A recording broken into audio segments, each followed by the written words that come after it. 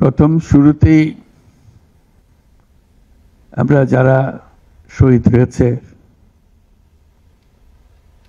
তাদের কথা স্মরণ করি এবং তোমাদের দিকে তাকাচ্ছিলাম, ভাবছিলাম তোমরাও শহীদ হয়ে যেতে পারতে। এটা শুধু ভাগ্যের খেলা, তুমি এদিকে রয়ে গেছো, সেই দিকে চলে গেছে। আজকে তারা আমাদের সঙ্গে বসতে পারত, সেই সুযোগ তাদেরকে দেওয়া হয়নি।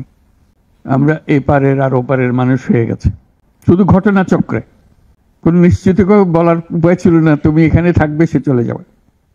তুমি হয়তো 1 ঘন্টা আগে রওনা হয়েছে, 1 ঘন্টা পরে রওনা হয়েছে, এতেই তার সমস্ত কিছু পাল্টে গেছে।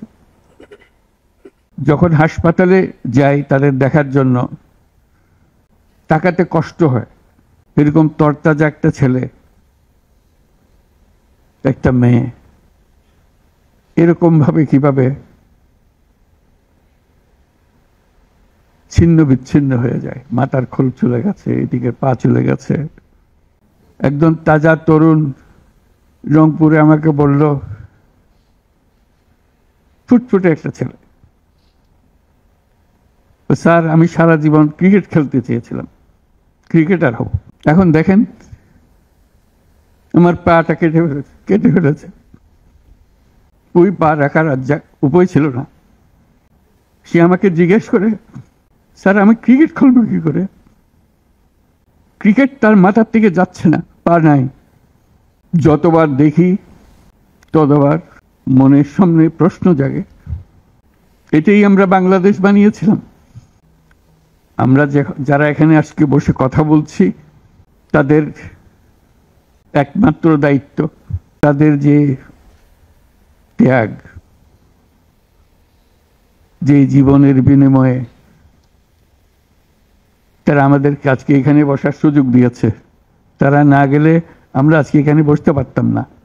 সবাই আমরা যারা সরকারের মধ্যে বসছি, তোমরা যারা আজকে শান্ত মনে এখানে কথা শুনতে এসছো, কেউ এই ভূমিকে আসতে পারতাম না। কালকে একটা হাসপাতালে গেলাম, আবার সেই দৃশ্য, কচি কচি প্রাণ, মাথার খুলি উড়ে গেছে, মাথার অর্ধেক নাই, গুলি মাথার ভেতরে রয়ে গেছে। একজন, এটা রংপুরের হাসপাতালের দৃশ্য, একটা এক্সরে দেখালো, ছোট ছোট ছোট ফুটে করা ছবি। আমি বুঝতে পারতেছিলাম এটা কি দেখাচ্ছে আমাকে। আমি জিজ্ঞেস করলাম এটা কি? যেগুলো গুলি তার শরীরে এখনো রয়ে গেছে, সে বেঁচে আছে, রাবার ব্লাড। যে স্বপ্নের জন্য যারা প্রাণ দিয়েছে, সে স্বপ্নকে আমরা বাস্তবায়ন করবই। এটার থেকে আমাদের বেরিয়ে যাবার কোনো উপায় নেই। আমাদের যোগ্যতা না থাকতে পারে, আমাদের ক্ষমতা না থাকতে পারে, কিন্তু আমাদের প্রতিজ্ঞা রইল আমরা এটা করব।